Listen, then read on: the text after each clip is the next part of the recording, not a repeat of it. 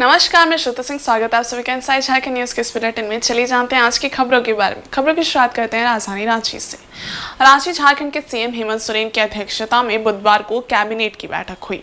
इसमें 30 प्रस्तावों पर मुहर लगी। मंत्रिपरिषद ने राज्य के मंत्री समेत अधिकारियों को मोबाइल की सुविधा देने के प्रस्ताव को मंजूरी दी। मुख्यमंत्री बहन बेटी मई कुई स्वलंबन प्रोत्साहन योजना के नामकरण में संशोधन की स्वीकृति दी गई। अब ये झारखंड मुख्यमंत्री मैया सम्मान योजना के नाम से जानी जाएगी। अवर सचिव स्तर के अधिकारियों को 45,000 रुपए तक के हैंडसेट देने का प्रावधान किया गया है। इसके साथ ही सभी सरकारी सेवकों को देय भत्तों में संशोधन के प्रस्ताव को स्वीकृति दी गई है। दूसरी ओर सरकारी सेवकों को अनुमानीय मकान भाड़ा भत्ता पहले से बढ़ गया है।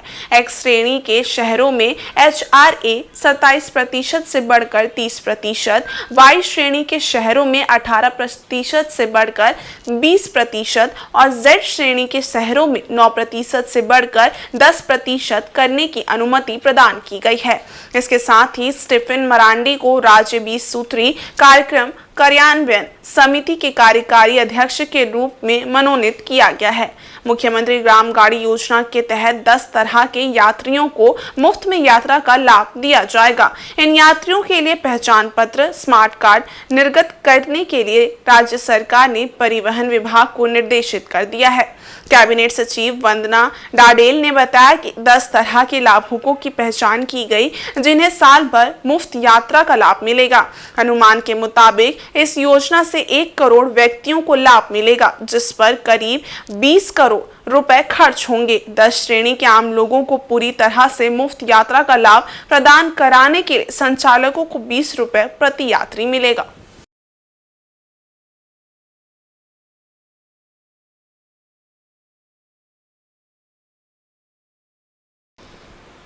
और वर्ल्ड क्लास होटल ताज अब झारखंड के रांची शहर में होगा।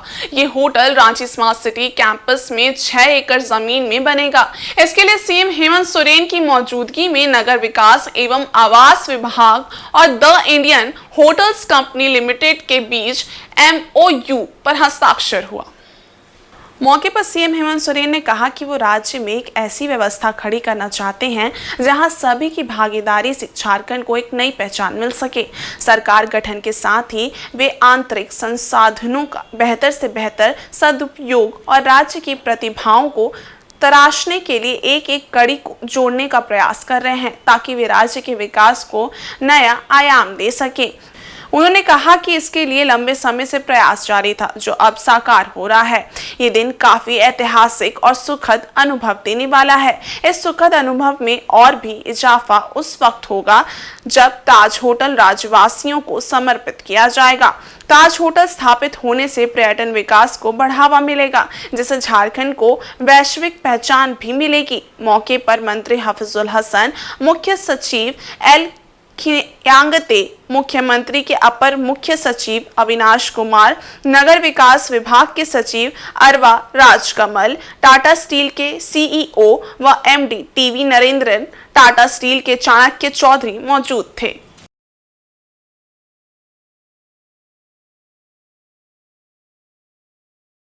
काफी दिनों से इस कार्यक्रम के लिए मैं प्रयासरत था। एक एक कदम जैसे जैसे हम लोग आगे बढ़ते गए, वो सभी चीजों का हमने आपको अवगत भी कराया अलग अलग माध्यमों से। आज एक कदम और बढ़े हैं कि यहां पर एक लग्जरी होटल्स हो। उसके लिए इकरारनामा आज हम लोगों ने किया है। आज ये सुखद अनुभव है।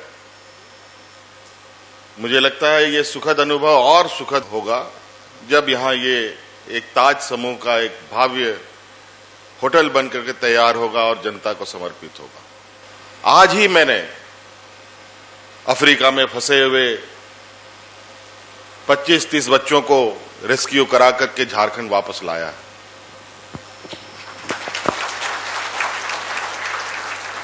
और सकुशल उनको घर पहुंचाया। मुझे लगता है अगर हम टाटा समूह का जन्म देखें तो इसका जन्म झारखंड से ही है। तो झारखंड से जन्म है तो हम झारखंडी होने के नाते एक अधिकार के साथ समूह से कह भी सकते हैं और मांग भी सकते हैं कि यहाँ के लोगों के प्राथमिकता को नजर पे रखें। यहाँ के लोग बहुत सरल और बहुत सीधे भी हैं। आज देश को बढ़ाने में टाटा समूह का एक बहुत बड़ा योगदान है। अगर टाटा समूह का योगदान है तो झारखंड का भी योगदान कम नहीं है। लेकिन हम चाहते हैं कि हमारे राज्य में भी कुछ ऐसी व्यवस्था हम खड़ा करें जहां पर हम लोग मिलजुल कर राज्य के विकास में अपनी भागीदारी सुनिश्चित करें। वहीं रांची स्थित हटिया रेल मंडल सभागार में रेलवे के द्वारा प्रेस कॉन्फ्रेंस का आयोजन किया गया। इसमें रेल मंत्री अश्विनी वैष्णव ने वीडियो कॉन्फ्रेंसिंग के माध्यम से बजट से संबंधित जानकारी दी। रेल मंत्री अश्विनी वैष्णव ने कहा कि झारखंड में रेलवे की कई महत्वपूर्ण प्रोजेक्ट चल रहे हैं। रेल बजट में झारखंड को कई सौगातें मिली हैं। उन्होंने कहा कि झारखंड में रेलवे प्रोजेक्ट के विकास के लिए केंद्र सरकार की ओर से हर संभव मदद किया जाएगा। उन्होंने कहा कि रेल प्रोजेक्ट के लिए फंड की कोई कमी नहीं होने दी जाएगी। इस मौके पर रांची रेल मंडल प्रबंधक JS बिंद्रा ने कहा कि रेल बजट में रांची रेल मंडल समेत झारखंड का पूरा ख्याल रखा गया है। झारखंड के 57 अमृत भारत स्टेशन समेत अन्य प्रोजेक्ट को तय समय में पूरा किया जाएगा।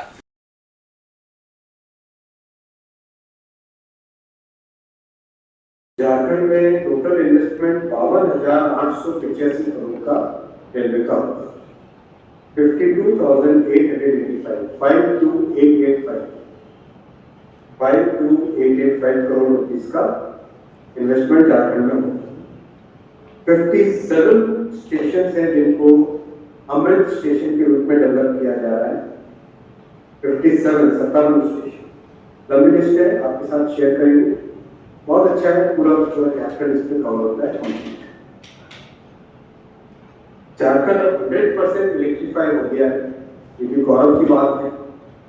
झारखंड 100% इलेक्ट्रीफाइड। इंडिविजुअल प्रोजेक्ट्स की लिस्ट मेरे पास है, लेकिन मैं जनरल मैनेजर से और DRM साहब से रिक्वेस्ट करूंगा कि आपके साथ इंडिविजुअल प्रोजेक्ट की प्रोग्रेस भी शेयर करें, क्योंकि मुझे अभी हर राज्य से मिलना है तो इंडिविजुअल प्रोजेक्ट डिस्कस करना मुश्किल होगा। आया कि जो कल बजट पेश हुआ है उसमें रेलवे के एस्पेक्ट में बहुत सारा इन्वेस्टमेंट और बहुत सारा एलोकेशन दिया गया है, जो कि भारत के इतिहास में अधिकतम एलोकेशन है।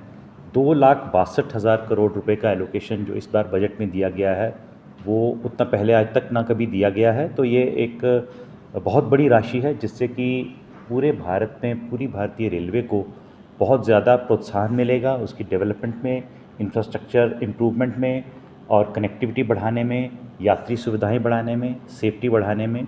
तो इन सब एस्पेक्ट्स को ध्यान में रखते हुए रिकॉर्ड एलोकेशन दिया गया है। तो माननीय रेल मंत्री जी ने माननीय वित्त मंत्री जी और माननीय प्रधानमंत्री जी को धन्यवाद भी दिया। और इस पे सबसे कुछ काफ़ी अच्छे बहुत सारे बिंदु हैं, लेकिन जो सबसे इम्पॉर्टेंट मुद्दा है कि लगभग 1,08,000 करोड़ सेफ्टी के लिए अलग से रखा गया है, जो कि आजकल थोड़ा फोकस पे आया भी था पिछले कुछ दिनों में। LHS ROP और उसके अलावा जो अपने ये मैकेनिकल जो कोचेज़ की इम्प्रूवमेंट, नए कोच बनेंगे और सेफर कोच बनेंगे, इन सब पे इन्वेस्टमेंट होगा। और जमशेदपुर स्थित टाटा पावर कंपनी में विगत 3 वर्षों से विस्तारीकरण का कार्य चल रहा है, लेकिन यहाँ के ठेका मजदूरों को वेतन का भुगतान नहीं किया जा रहा है। इसके पीछे का कारण ठेका कंपनियों के काम को छोड़कर पलायन करना बताया जा रहा है। गुरुवार को इसके खिलाफ all India trade union Congress ने कंपनी गेट को जाम कर प्रदर्शन किया। एटक के प्रदेश सचिव अंबुज ठाकुर के नेतृत्व में मजदूरों ने प्रदर्शन किया और नारेबाजी की। अंबुज ठाकुर ने कहा कि काफी कम रेट में ठेका कंपनी यानी ठेकेदार काम उठा लेते हैं और बदले में मजदूरों का वेतन, PF आदि का भुगतान नहीं करते।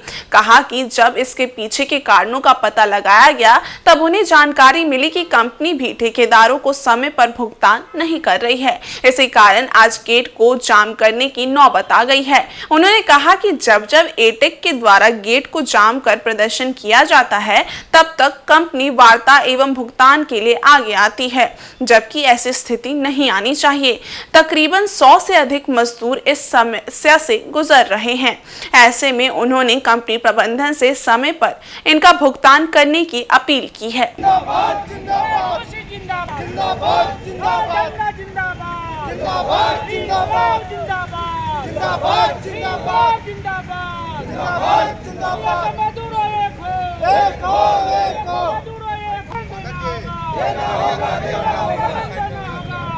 पावर के अंदर विस्तारीकरण का काम चल रहा है। टाटा पावर का प्रोजेक्ट लगभग 3 साल से चल रहा है। लगातार महीने में 2 बार 3 बार मजदूरों का शिकायत आ रहा है कि मजदूरी नहीं मिल रही है। नए नए कॉन्ट्रैक्टर बाहर से लाए जा रहे हैं, वो काम छोड़ करके भाग जा रहे हैं। उसका कहना है कि प्रबंधन हम लोग को पैसा ही नहीं देता है तो हम लोग से क्या करें। और एक तो है कि कम रेट में लोग काम उठा ले रहा है, किसी का पीएफ मार दे रहा है, किसी का ईएसआई मार रहा है, किसी का मिनिमम वेज मार रहा है। ये तमाम तरह की गतिविधियां टाटा पावर प्रोजेक्ट में चलाई जा रही है। हमने सूचित किया है प्रबंधन को कि आप जल्द से जल्द इसका निराकरण कीजिए, लेकिन दुख की बात यह है कि जब हम गेट में उतरते हैं तब ये लोग कहते हैं कि हम पेमेंट का भुगतान करने जा रहे हैं।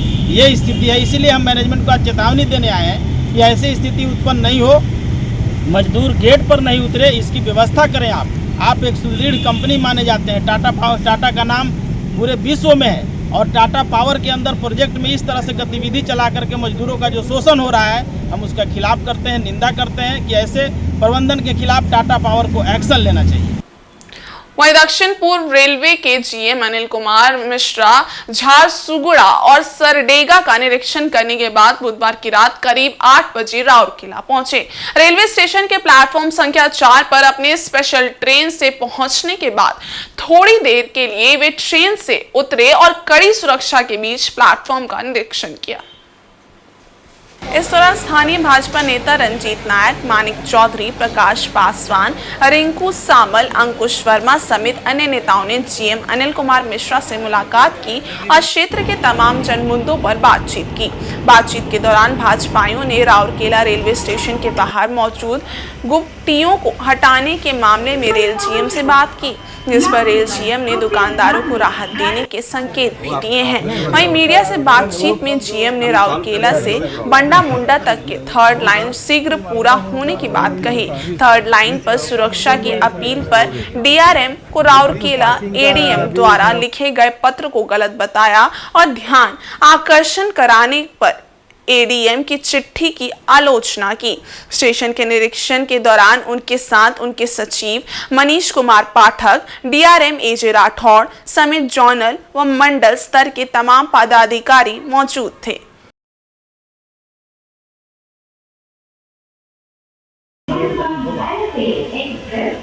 थर्ड लाइन तो ऑलरेडी राउरकेला तक जो पानपोस्ट से राउरकेला की आप बात करना चाहते हैं। हाँ सर, पानपोस्ट से रेलवे की ऑलरेडी उसमें ज़मीन है, उस पर थर्ड लाइन की काफ़ी आवश्यकता है और गाड़ियाँ डिटेन होती है, तो उसके लिए ऑलरेडी हम लोग उसको कार्य कर रहे हैं और कुछ इंक्रोचमेंट है, उनको वहाँ से जितना हमारी अभी ज़रूरत है थर्ड लाइन बनाने के लिए उतना इंक्रोचमेंट हटाने का हम लोग ऑलरेडी स्टेप में हैं। और राज्य सरकार ने कुछ और इस तरह के जो भी रिहेबिलिटेशन का कार्य है ये राज्य सरकार के देख रेख में होता है और इस तरह के अगर उनको डिस्प्लेस करना है तो राज्य सरकार का दायित्व है कि उनको वहाँ करना है।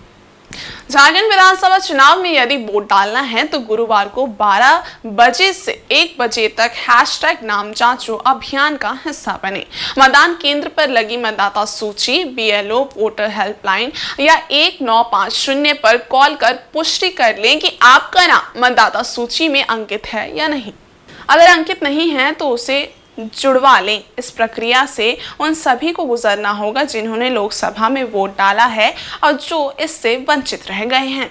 जमशेदपुर के समाहरणालय सभागार में उपायुक्त अनन्य मित्तल ने संवाददाता सम्मेलन को संबोधित करते हुए कहा कि जिले में द्वितीय विशेष संक्षिप्त पुनरीक्षण कार्यक्रम 2024 का संचालन हो रहा है। सभी विवादों का निपटारा 19 अगस्त तक करने के बाद 20 अगस्त को मतदाता सूची का प्रकाशन किया जाएगा।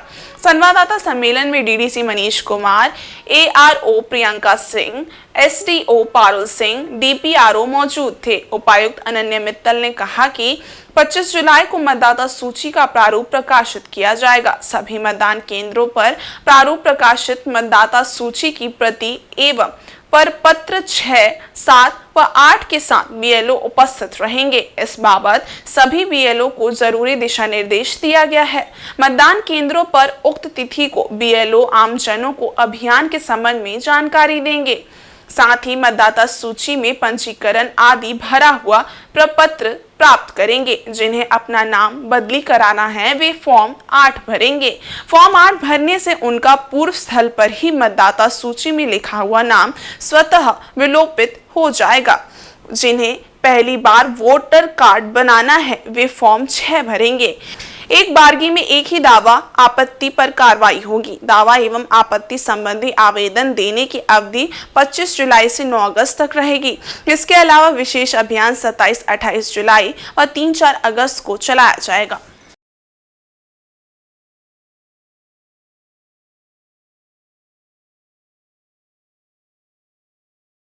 में हैशटैग नाम जांचो अभियान हम लोगों को करना है। सभी आम जन मानसन से, सभी पॉलिटिकल पार्टी से, सभी से आग्रह है कि 12 से 1 बजे 25 जुलाई 2024 यानी कि कल अपने नाम को वेरीफाई करते हुए हैशटैग नाम जांचो अपने सोशल मीडिया पे ट्रेंड कराते हुए जरूर उसको पोस्ट करें।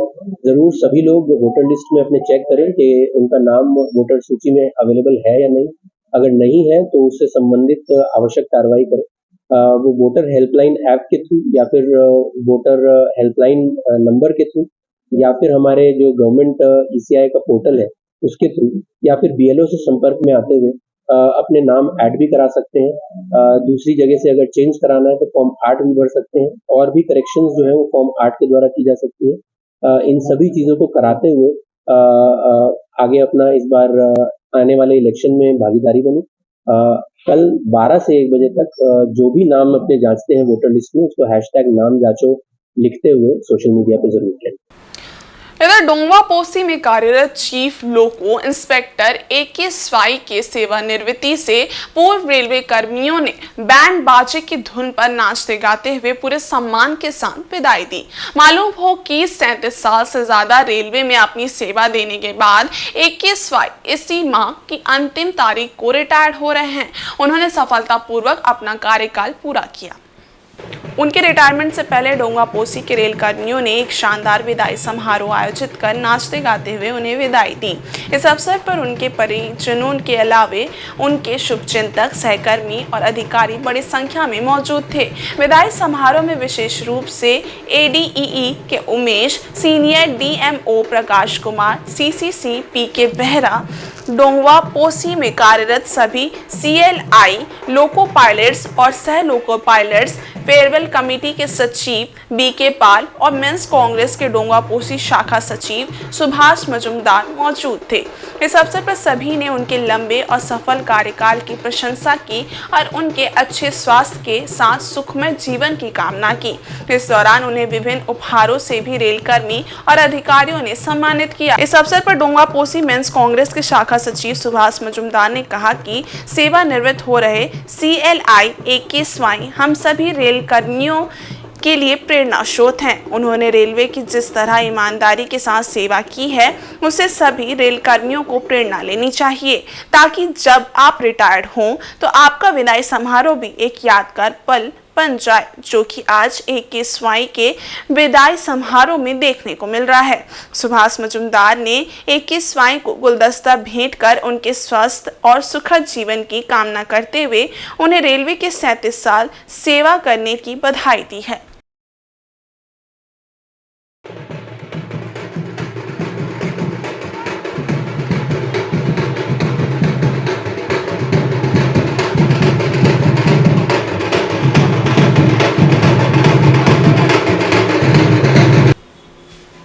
और चक्रधरपुर रेल मंडल मुख्यालय में रेलवे बजट को लेकर प्रेस वार्ता का आयोजन किया गया। रेलवे DRM सभागार में आयोजित इस प्रेस वार्ता में ADRM Rajiv Kumar, DCM Devraj Banerjee, ACM Baban Kumar मौजूद थे। रेल मंत्री अश्विनी वैष्णव ने ऑनलाइन वीडियो कॉन्फ्रेंसिंग के माध्यम से जुड़कर प्रेस वार्ता को संबोधित किया।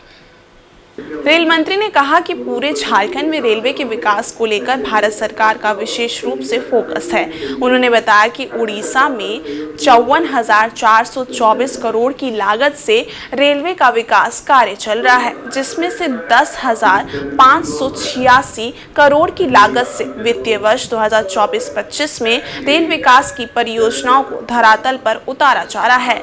वहीं झारखंड में कुल 82,885 करोड़ रुपए की लागत से रेलवे के विकास का कार्य होगा। साल 2024-25 में 7,302 करोड़ रुपए के विकास कार्य किए जाएंगे। इस दौरान उन्होंने उड़ीसा से बंडामुंडा तक बन रही दोहरी रेल लाइन का भी जिक्र किया और कहा कि ये लाइन भी देश के विकास और उन्नति के लिए महत्वपूर्ण है। इसलिए बंडामुंडा से झारखंड की राजधानी रांची को दोहरी रेल लाइन से जोड़ने का कार्य जारी है और रेल पटरी का निर्माण कार्य तेजी से चल रहा है। रेल मंत्री ने कहा कि रेलवे के पास फंड की कमी नहीं है। जहां जो जरूरत होगी उसके आधार पर फंड उपलब्ध कराया जाएगा ताकि रेलवे की आधारभूत संरचना मजबूत हो।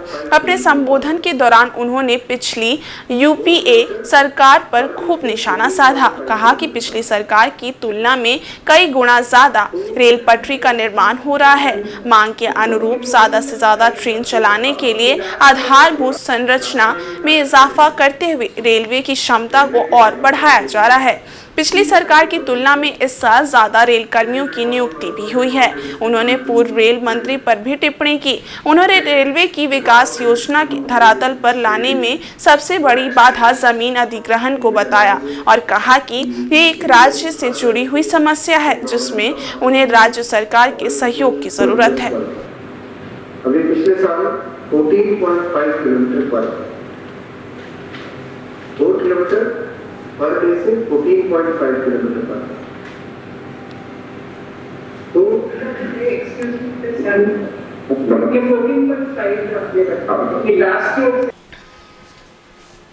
इधर पूर्वी सिंहभूम जिले के मुसाबने स्थित जीसीजेडी हाई स्कूल में जागरूकता कार्यक्रम का आयोजन किया गया।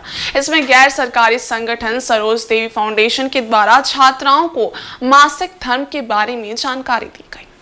फाउंडेशन के ट्रेनर मोम्पा साव, अलीना डेनियाल व सहयोगी पिंटू गोप द्वारा जागरूकता कार्यक्रम में स्कूली छात्राओं को स्वच्छता एवं हाइजीन के प्रति कई ज्ञानवर्धक बातें बताई गई। इस कार्यक्रम में विद्यालय के वर्ग 6 से लेकर 10वीं तक की सैकड़ों छात्राओं ने भाग लिया। छात्राओं को जानकारी देते हुए बताया कि महिलाओं के लिए माहवारी एक सामान्य शारीरिक प्रक्रिया है, लेकिन जागरूकता के अभाव में संकोच की वजह से व आवश्यक सावधानियां नहीं बरतने की वजह से ये सामान्य प्रक्रिया एक समस्या का रूप ले लेती है। ऐसे समय में बालिकाएं संकोच ना करें और सारी बातें अपनी मां या घर में किसी बड़े से खुलकर करें। प्रारंभ से ही उचित सैनिटरी नैपकिन का इस्तेमाल करें। मासिक धर्म से जुड़ी समस्याओं को अनदेखा नहीं करना चाहिए। समय पर समाधान करने का प्रयास किया जाना चाहिए।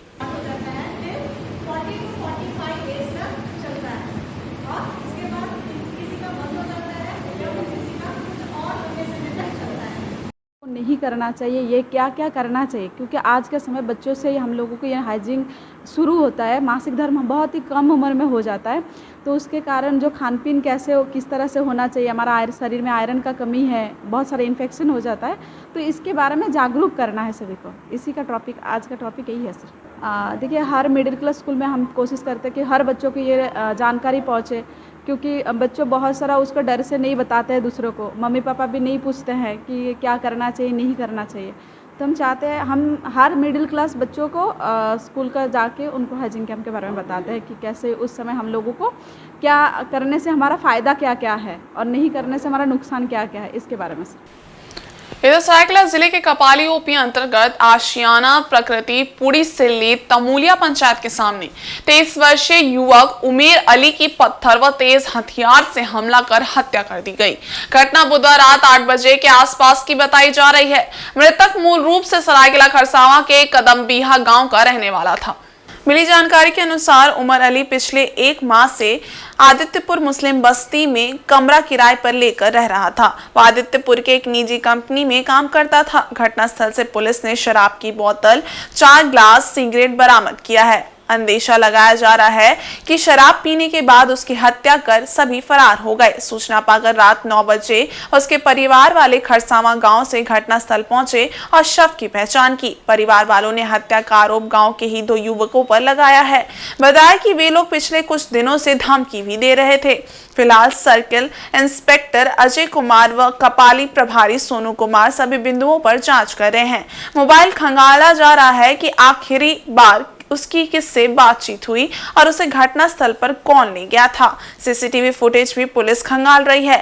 पुलिस को जांच में पता चला है कि उमेर अली का पूर्व में आपराधिक इतिहास था और जेल में भी गया था। गांव में पुराने मारपीट के मामले में वो 1-2 दिनों में सरेंडर कर जमानत लेने वाला था, तभी उसकी हत्या कर दी गई। यहाँ पर है कि एक व्यक्ति का शव पड़ा हुआ जो सूचना मिली थाना प्रभारी कपाली को, तो वे अपनी टीम के साथ यहाँ आए, आके जांच पड़ताल किए तो उसके पॉकेट से एक आधार कार्ड मिला जिसमें उसका नाम उमेर अली और वो सरायकेला खरसावां का रहने वाला था। उसकी पहचान हो गई है मृतक का। उसके परिजन से पूछताछ की जा रही है और उसके परिजन के और हम लोग का अपना जो भी तकनीकी साक्ष्य होगा उसके आधार पर हम लोग जल्द से जल्द अपराधी को पकड़ेंगे और अपराधी शीघ्र गिरफ्तार होगा। और इस बुलेटिन में बस इतना ही। ब्रेक के उस पारे कुछ और खास खबरें, तब तक के लिए देखते रहिए इनसाइड झारखंड न्यूज। धन्यवाद।